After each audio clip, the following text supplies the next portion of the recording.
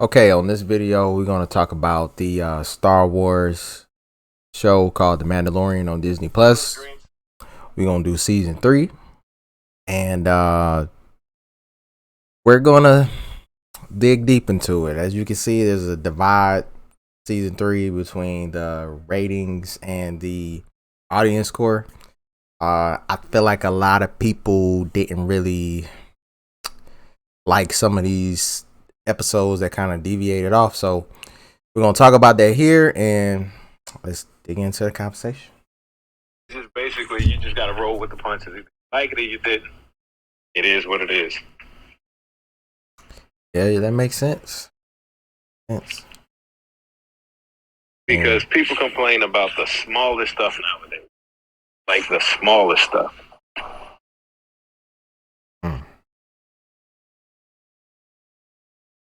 Yeah, you're right. Because I'm looking at it and I'm like, okay, the only 2 episodes that I felt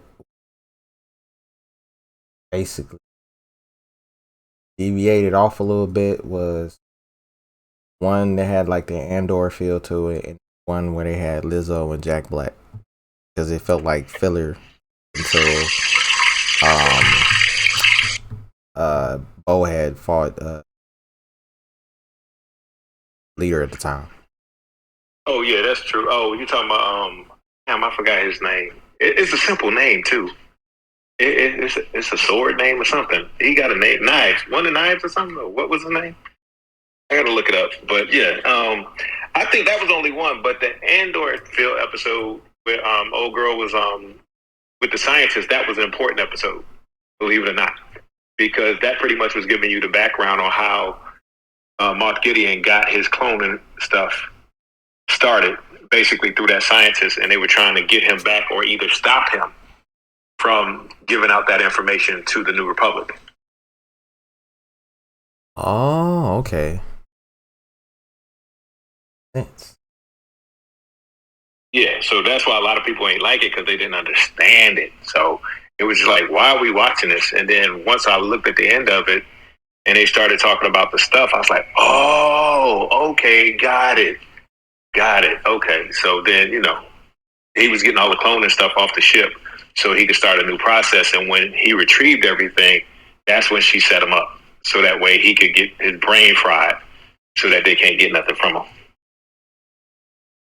Okay. That makes sense. Because I was like, I didn't understand how somebody who could have been from a past regime was in there basically infiltrating, even though we didn't know she was infiltrating at the time of the episode, because up to that point, we felt, well, they made it seem like the Empire was just completely gone, like they had defeated every little ounce of them, because they had already beat Moff Gideon. I was like, but they think that that's the only guy out there still left, though. They had that much pull within the Imperial Rim. But now that we got to the end, we see that there's like 10 of them lovers out there. All with their own power and sectors. Right, and that's why old boys like, y'all need to stop doing stupid stuff, because we don't need to let them know what we doing. Right. And the guy that played what was that thing called again? He played one of the Rebel X-Wing fighters. He was an X-Wing fighter. He kind of caught on that there may be more going on than what we all realize, because even he was like, yeah, there's something else going on here. It ain't just no Imperial remnant, and it was just Moff Gideon. It gotta be more story. And the Republic, like all fat, regimes, they get comfortable, with peace, and then don't even realize that there's actually some stuff going on underneath their own feet. Yeah, exactly. So, they figured that it would be hard for them to rebuild what the Empire built, because for one, they don't have a clone army, and two, they don't have a droid army. So whatever was left was being fought off by different planets and sanctions. And then the fact that the Mandalorians were hunting them down and taking their ships, they really could care less. Right. So I mean, that episode, I would say, really showed people why basically consistency has to remain a thing in Star Wars. I would say because just like with movie we about to talk about again.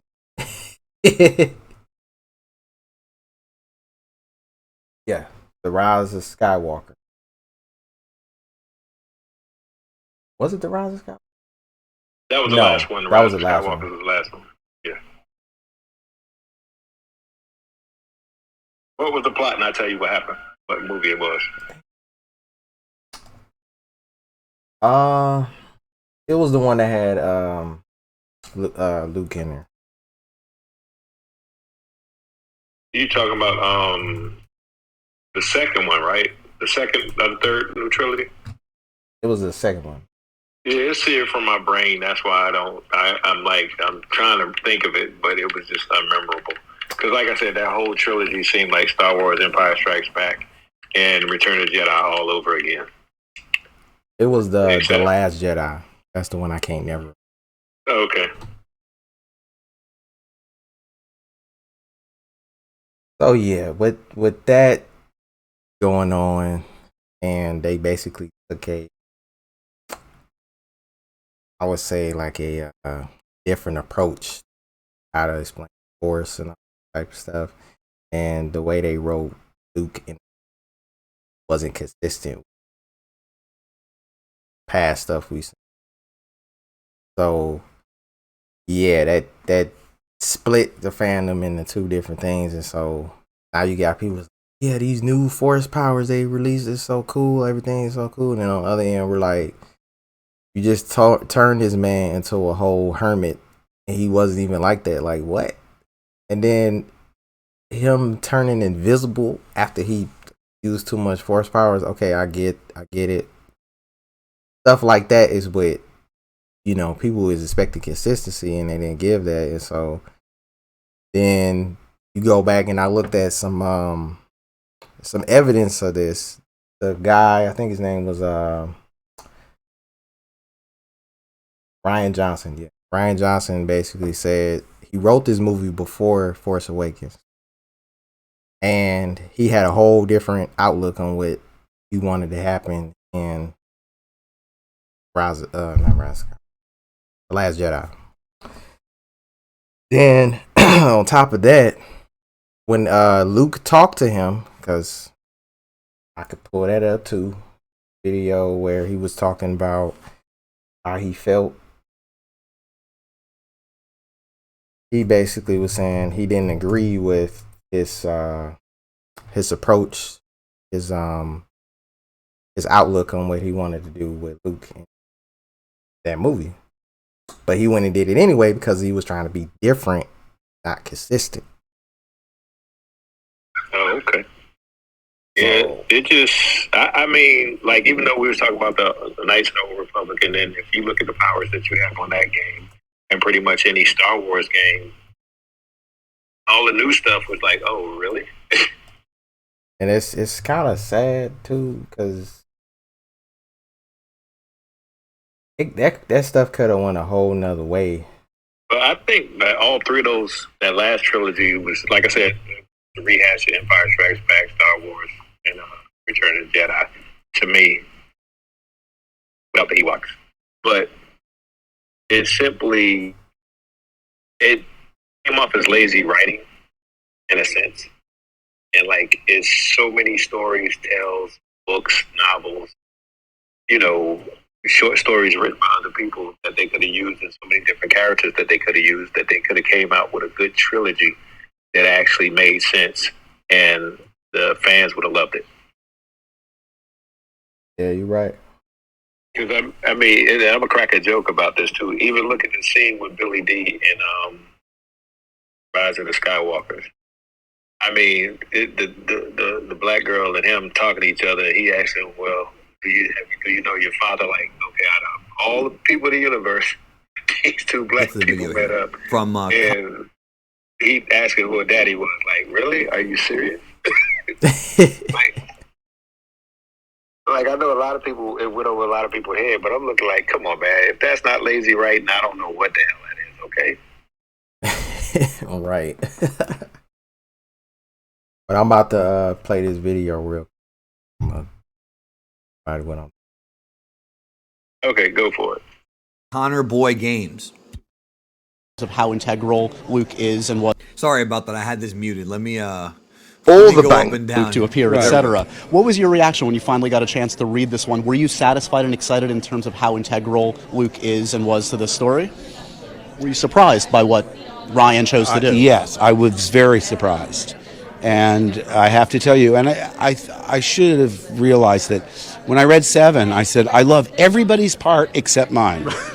Yeah, and that's funny because, you know, he wasn't really in 7 except for the very, very end. And I was just thinking they were going to save his big moments for 8 and 9. I think most of us that went to go see Force Awakens, because Luke's my favorite character in Star Wars, I think we're all kind of thinking that he was going to, you know, really shine in Last Jedi. I mean, we're all expecting like Luke and Rey to team up and go take out the First Order and fight Kylo and the Knights of Ren and maybe Snoke. And there was a lot of theories. He talks about this, something like this, but we'll get to it. And on this one, it was similar in the sense that I said to Ryan, I'm so surprised how you see Luke. I mean, there's all this conjecture. You know, I remember reading one theory that they've cloned Luke's hand into an evil Luke. Now, what actor doesn't want to play his own evil twin? It's a classic. So let me address that. Some of you guys already know about this. There actually was a lot of speculation that this was planned. I actually believe I may have heard J.J. Abrams even say they talked about this, where they were going to take Luke's hand from The Empire Strikes Back, and that was going to be the beginning of the film. They were going to show his hand from that movie that got cut off in Bespin, but that wound up changing. Now, I don't know how far along they got in the story before they got there, and what Lawrence Kasdan and J.J. Abrams actually did when they changed the script, but he's right. That was a theory floating around, but that theory floating around about Luke being evil, I don't recall seeing that, except for there were people that thought that Luke was Kylo Ren. And obviously, the cast list came out and listed Adam Driver as Kylo Ren. Some of you guys that were around back then, you remember this. But what he's talking about is the idea of there being like an evil clone of Luke. Now, there have been fan fiction stories that have done this. I mean, every major piece of fiction has done the quote-unquote evil clone. You know, Superman's done it. Dragon Ball's done it with evil Goku Black. I mean, you could even go to like Rockman, Mega Man. They've done that, like with Proto Man, you know, and stuff like that. And he's his brother, but you know, he was evil in a couple of the games. And then you've got like even Captain Planet had the supposed evil twin, right? So that would have been something interesting. But look what he says right here. That's interesting.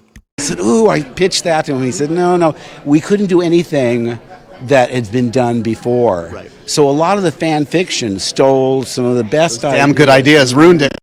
Okay, so first of all, it's funny because he's admitting that they couldn't do something that was done before, which is they couldn't copy like EU stuff or fan fiction stuff. Now, what I find hilarious about this in retrospect is that now here we are in 2023 and stuff like The Mandalorian and Filoni's projects and Thrawn, they've taken EU stuff and repurposed it and canonized it. We all know about that. A lot of the EU fans are pissed about it. Some of them are okay with it. And yeah, that's what Camille basically said, you know. He talked to Ryan Johnson and he said he wanted to be different.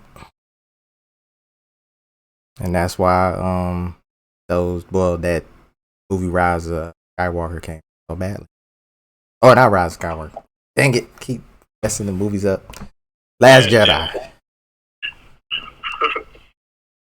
You got somebody in the basement. I don't know if you raised your hand or not.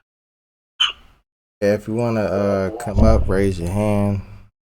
Join the conversation. If not, keep chopping it up. Yeah, but they, like I said, lazy writing, go back to the lazy writing again. It could have been so much better than what it was. And I mean, it probably would have been better if Luke actually would have been there to fight him in person instead of the whole, you know, transport, you know, image thing, like you fighting a hologram or something like that. Right. That would have been a lot better.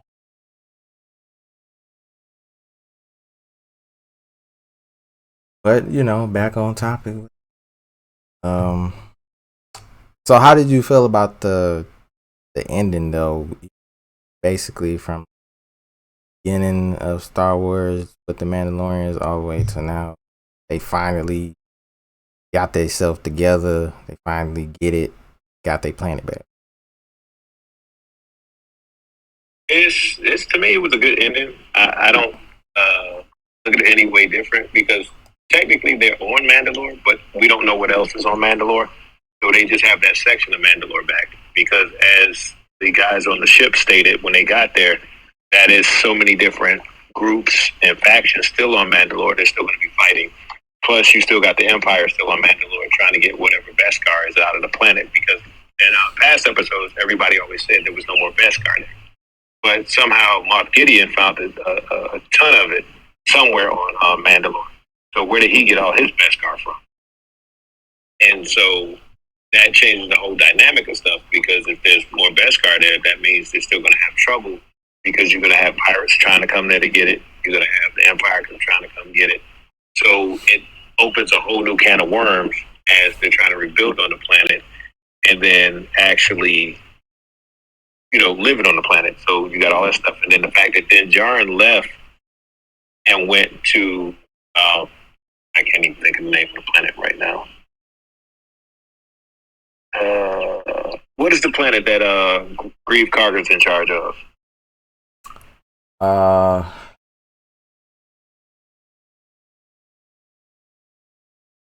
It just slips my mind. I'm getting old. But anyway, we know where Mando wound up at. He got his house, and him and Grogu was on there. Then Grogu. And so now he's basically got a bounty hunt again to, make money and stuff like that. But I think he's actually looking for something. And I don't think necessarily he's just bounty hunting. I think he's after something, but they're not saying what he's after. Right. Yeah, I think he probably was after something. Had a whole base now, something going. Navarro, that's what. Okay, so what do you think about the ending? I think the ending was masterpiece because they had all three of them. Because for the majority of this season, which also played into the consistency part, was Din Djarin turned into a side character in this season, and it was like, okay, so when is he gonna have his moment? Fine, when is Grogu gonna have his moment? Because every single scene that actually has something to do with the Mandalorians moving forward, he wasn't really the person that was doing it. It was Bo who was doing that part, and then he was like, assisting them with it too. So I thought it was good that they converged everything to where they all went up against Moff Gideon and basically beat him. I think he probably still alive. I did like that part where they didn't really show him die because there's no telling he could come back. Never know. And I also like the fact that they had Mandalorian on Mandalorian combat. We haven't really seen that in live action. I think was the Clone Wars that had it. Yeah, Clone Wars was the only one when Darth Maul and them, and then right before Duchess Satine got killed. Duchess Satine when she died when they killed her. That's when they were fighting each other as well. Yeah. And he didn't hold no punches on that. I mean, he was getting all up in them weak points. And I haven't seen nobody blow up anybody's jetpack, but that would have been cool. Like how they was using their brains to beat another armored person. You know what I'm saying? Like they wasn't just going in there shooting lasers randomly. They were targeting certain areas that made sense to, the plot. Penetrate the armor. Yeah. But I kind of don't think Moff Gideon is dead because you got to think about his armor wasn't just armor. It was a mechanized suit as well. Yeah. And if you look at Beskar, look at what happened with Bando when they put blowtorches on him. It didn't phase him, and his suit doesn't have the same amount of Beskar as Gideon's suit does. So the fact that Gideon has an actual robotic suit, he probably would have lived through that blast. I think he did, because he was slinging Dinjarin around like he was doing. Like he wasn't playing with that man. So yeah, I could see that. Yeah, because that was one of the things that I looked at in Explosion. You know, he probably used it as a chance to get away because he figured he's not going to beat Bo-Katan, you know, Grogu, and Din at the same time. So that's a battle. You got to pick and choose your battles. So you ain't got no force powers because they killed all your clones. So therefore, guess what? You ain't going to beat them three. So let it go. The Explosion was a way to get you up out of there. And so just fight another day. Right. And how Jade just come up in here? Don't even come up. Like, what? Yeah. Oh, you know Jade? Yeah, we go back. We go back. But yeah, like, yeah, that's crazy, man. Because I'm thinking, like, what else did he have in his suit too? Because you know he popped out that staff, and I was like, what did he get to create the staff? Because it kind of looked like the staff from those purple creatures from Rebels. Remember what they were called? Do you remember what planet they were on? I don't, because they had lost their planet that was in our that was in that galaxy, and then they had episode where they showed that they had basically they were like on the outer rim, but you had to. You're not talking about Zeb and them, are you? Zeb, yeah, like Zeb people. Yeah. Okay. So I'm trying to see.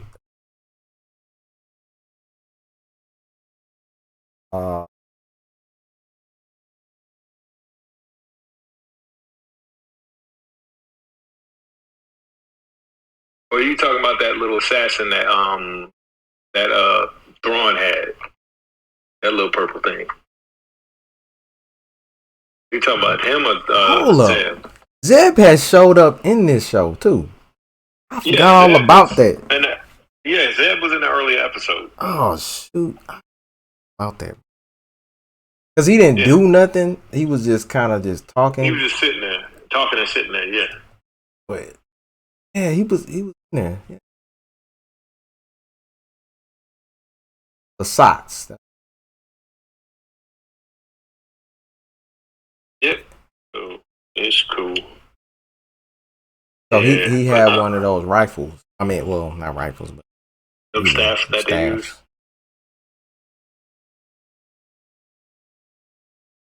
It would have been cool if he had said, because he said he wanted to combine all the best warriors galaxy. I guess so. And he was trying to infuse the Jedi by getting Grogu's blood, and then trying to basically fuse himself with midichlorians, which is kind of funny. Clones. He was going to fuse the clones with midichlorians, and he was going to be in charge of the clones, which would have gave him an army of Jedi or Sith or whatever you want to call them. Well, an army of Force wielders to do his bidding.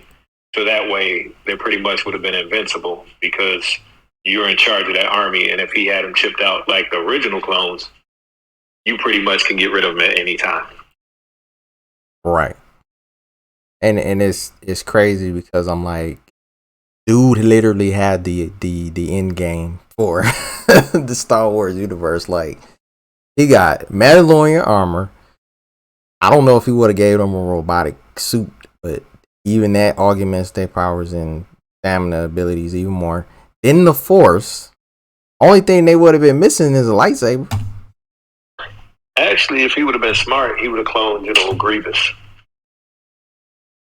Grievous. The hell was it? Yeah, Grievous from the prequels. He got killed by Obi-Wan or Utapau. Yeah, what would have been Because Grievous was an actual warrior. He was able to kill Jedis without having force powers. He did that off skill. Oh yeah. That's basically hand-to-hand combat. So if he was smart, he would have went and cloned Grievous and made an army of Grievuses instead of, what he was doing, because Grievous was a bad man. He killed many a Jedi without using the Force, just off of lone combat skill. I think the only reason they didn't clone Grievous, because y'all know Moff Gideon got a huge. True. He said it straight up in the meeting. He was like, "Why are we waiting for Thrawn? I should be the one to take these. I should be the one controlling this, meeting we're having." And I'm just like, calm down. You know what I'm saying? Calm down. Karma gonna get you. Yeah, so, but we don't know what his situation is because they never touched on him in none of the new Star Wars trilogies outside of, basically what's going to happen. So he might wind up dead anyway. So we'll find out in the next season of Man. Actually, you know what? Ahsoka might put some insight on if Moff Gideon lives or not. I was just about to say that because the way everything is going and they putting little seeds of the sequel trilogy in there and they tying up loose ends from past shows and content, I think Ahsoka's gonna be that last little push, and it's gonna put everything in there, and then we probably gonna get either a special movie, and then like I said, Ray and all the rest of them is gonna come back, and then we probably get some follow up to some things that they didn't really explain, because like the First Order just hopped on the scene. Where the heck did it come from? But now we're seeing where it came from. They just showed you what the First Order was. The First Order was always there. Yeah. They just never showed their power until they needed to show that power. Remember, in that meeting, you saw all those officers. They were already ready. They had fleets. They were just on standby waiting for a leader, Palpatine, to show back up. And that's when Snoke showed up and put everything back together. And that's when they slowly started to take back over the Empire. Right.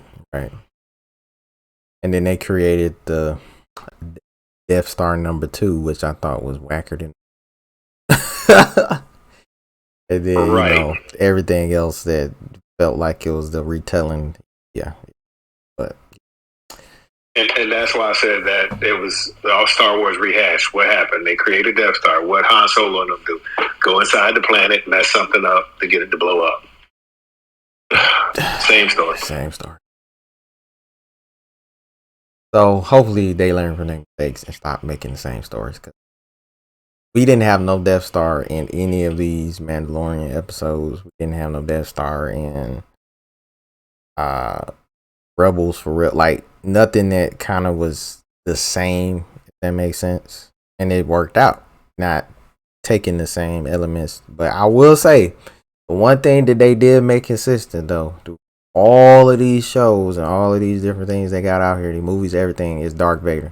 That's the only dude that when he's when Skywalker goes into Vader, it's a done deal. Like he's been consistent the whole time, even in the video games. Like he's a problem. Yeah, I can't say that. Yeah, once he steps on the scene, it's a whole different ball of wax. It's a wrap. Somebody getting force choked, somebody getting thrown out of the window into space, getting chopped in half, something going down. Getting drugged. You doing it all. Dragging folks.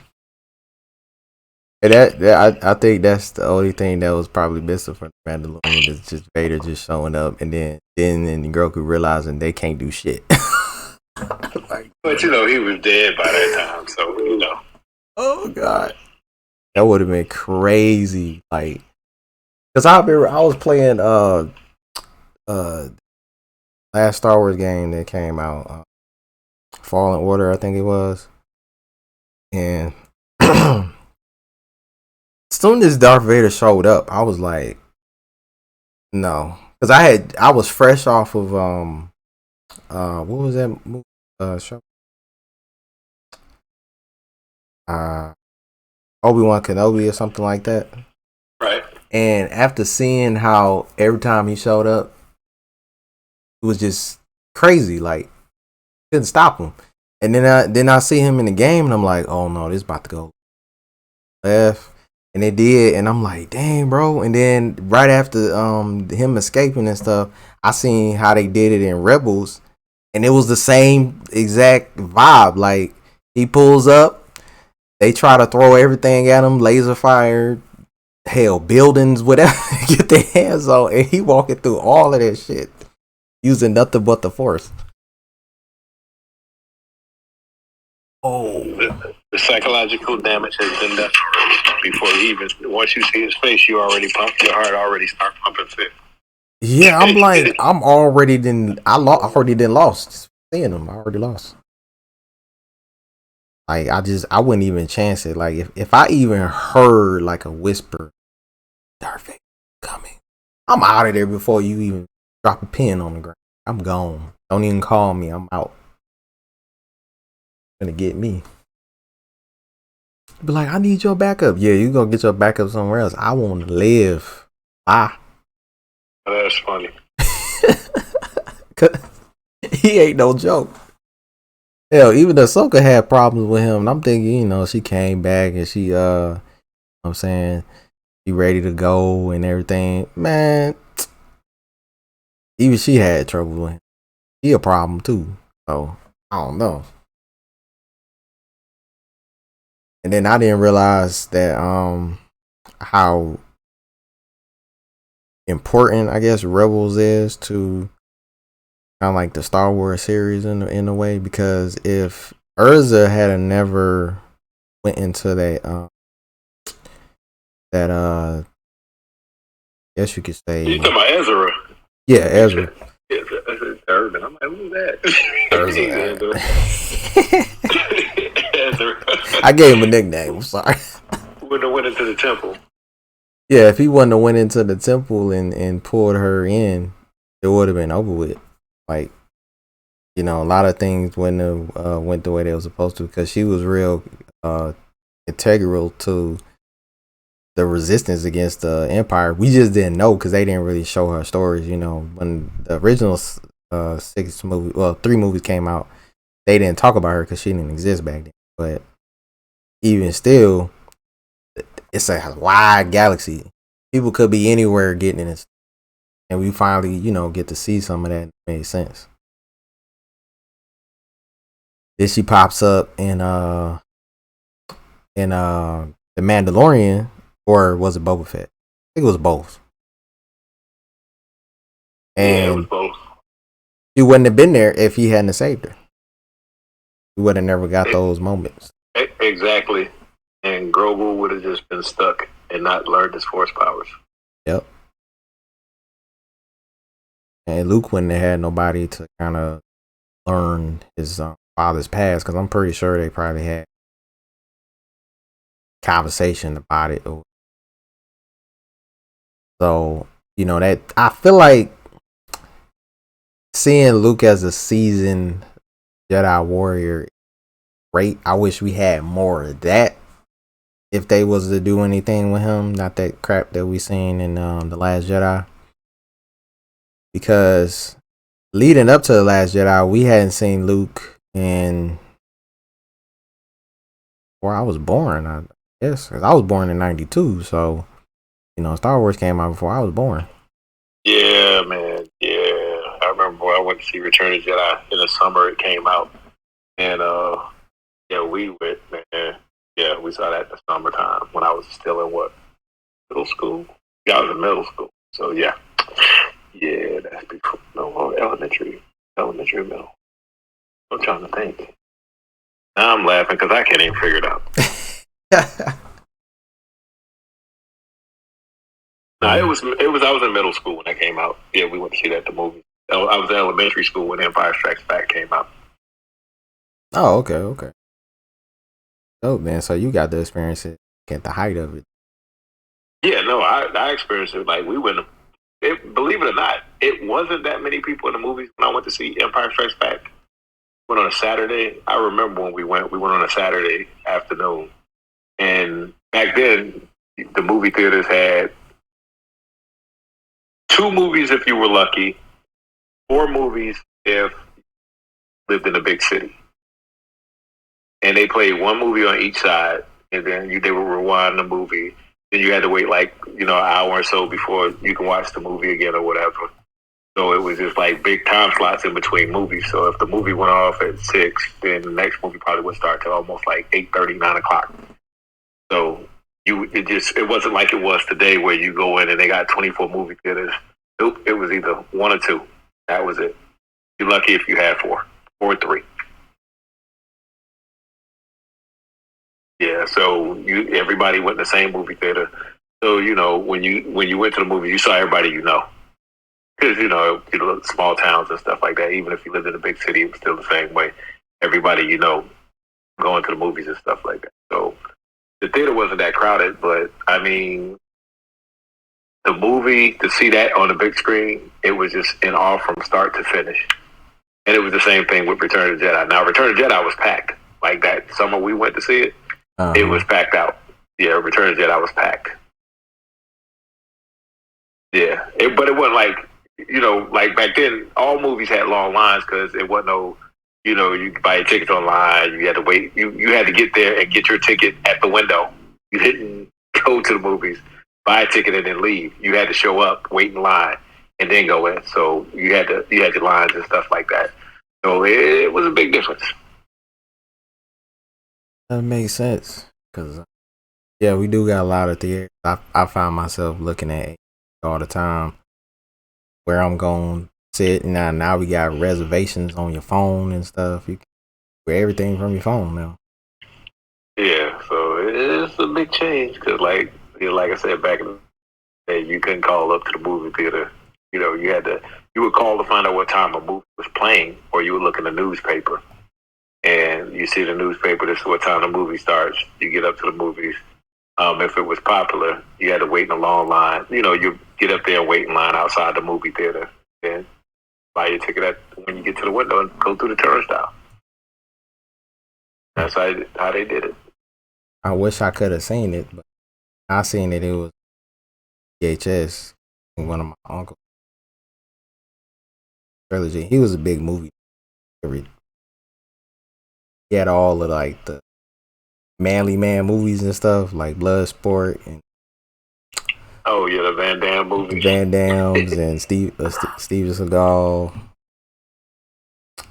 What's his name? What's the guy from Steven Stallone, Sylvester Stallone? All that. So I used to go over there and just be watching movies all day. That's what got me into movies. Oh, that's cool. That's real cool. That's not bad at all. I didn't realize how good I had it over there, and then I got older, and I was like, "Hey, man, I gotta pay for a streaming service to watch all these movies that I already seen." And then they take them away, Yeah. and put them in circulation every now and then. Yes, so Mandalorian was good. Go ahead. I'm listening to you. Go ahead. But you can go ahead. But this may help you with your information. Remember we was talking about how the Empire was, and you was talking about the humans and colonization and stuff like that? Yeah. If you look at the Empire, it's almost like the Third Reich. There are barely anybody else included but humans. And if you look at some of the stuff, when you do find somebody that's not human, like Thrawn, they're far and few in between. And basically they're with the Empire because of the abilities that they possess. And you don't see anything outside of those humans in command. Even if you look at the cartoons, it's the same thing. The Empire is predominantly based of humans. But usually the sympathizers are aliens. Right. And that's what I was looking at too, like when they was showing the stuff in Andor. When you look in that Senate room, there wasn't really no aliens in the Senate room. No, the Senate room had a ton of aliens, remember? They were all around. I didn't see one. I seen people walking out the room because they was like, we not being represented, we not being listened to. The emperor gonna do what the heck he want to do, and it was showing you kind of like that kind of stuff. Oh, okay. Yeah, but the Senate always had different races because they were from different planets, so they represented their planets. Right, and then my thing was, did these other alien races ever? I know, try to act like racism don't exist in space, but did they ever be like, yo, like, you ain't a human, we getting done dirty? And they not just doing us dirty, they doing other humans dirty, because they had human slaves. They had that episode in Andor where they was in the jail and they was changing their sentences. They killed 100 men on one floor like there was nothing, and they was still reeling in more people on these fake bogus charges. Yeah, they did they had other aliens in there too, but it was just they had a lot more humans though, and I don't know if it's because of makeup purposes and film purposes why they do that, and it's easy to do. But you know, even if you look at the clone army, you know, they could have think about the clone army. If you wanted to engineer an army, you could have picked a different race of aliens that were stronger than humans were, but you chose to use a bounty hunter to do it. Yeah, other race. Think about it. You could have made you could have made a clone army of Wookiees. They had the strength, the speed, you know, the stamina to fight, you know, longer and stronger. But they chose clones because it was easy to put armor on humans and do everything they need to do. Plus, the digital effects probably made these. So I don't know. I know, but a lot of that stuff, I just feel like they wanted it to be more relatable, even though stuff is fake. And so the most relatable thing you can do is to make all the humanoid looking species or actual humans integral part of the story. Because if you wanted to just do a story on aliens, then you could just do a story on aliens. But what made Star Wars cool is the fact you got humans interacting with. So. Yeah, that's what it does. Like, I mean, you get more alien interaction on the video games and stuff because, you know, those are characters that they can create. Whereas in the movies, you get more human interaction than you do alien interaction. Right. Which I think is kind of weird. It's supposed to be a galaxy full of all different types of aliens. We only see like one here and there, and you know, and that's not even just live action. That's even in the animated they be lacking alien representation. Which is kind of funny.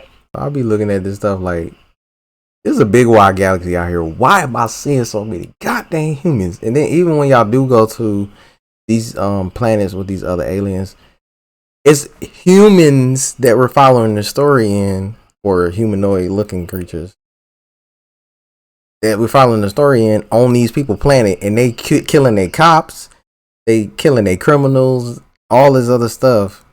And it's like, really? Like, y'all don't have a problem with this? Okay.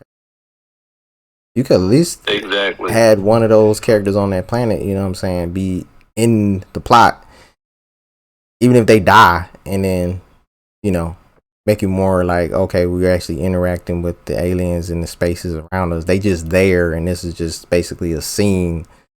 You know, a lot of them just get pushed to being just background actors, basically.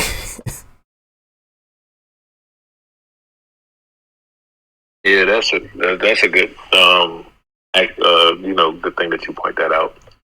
But on that note, I will have to roll out. I have some stuff to take care of, but I enjoyed this conversation this morning. Right, it's about time for me to hang it up too. So appreciate you. All right, you're welcome, Swift. Hit you up later. All right, all right, guys, that's the end of this conversation. I will say shout out to Ahmed Best for his role in The Mandalorian. This was episode Well, episode 4, chapter 20, The Foundling. He did an amazing job. He redeemed himself from playing Jar Jar Binks. I know a lot of people didn't like Jar Jar Binks. I had no issues with Jar Jar Binks. I thought he was okay, silly, fun. But I'm glad to see that Star Wars is finally starting to give people their flowers and give them a second chance. That's all we asking for. So I'm hoping that John Boyega comes back. John Boyega, come back, please. I need you to have a lightsaber in your hand, and you need to be a Jedi, an enforcer. Take Mace Windu's spot and let Rey be the new Yoda. That's what I want to see, and if I don't see it, I am going to be heartbroken. But other than that, I appreciate everybody coming out to watch us or to listen to us here, and I hope you all have a great day. Thank you for coming through.